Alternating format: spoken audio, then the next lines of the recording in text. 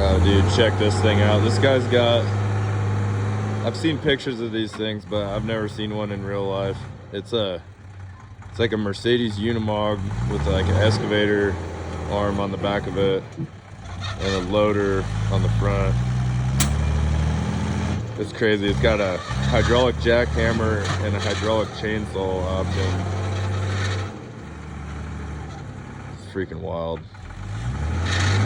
Never seen one before.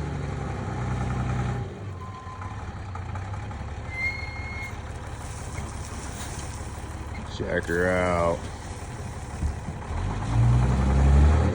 Freaking wild. Thing's got a snorkel. You could dig underwater with it. I call it the rhinoceros.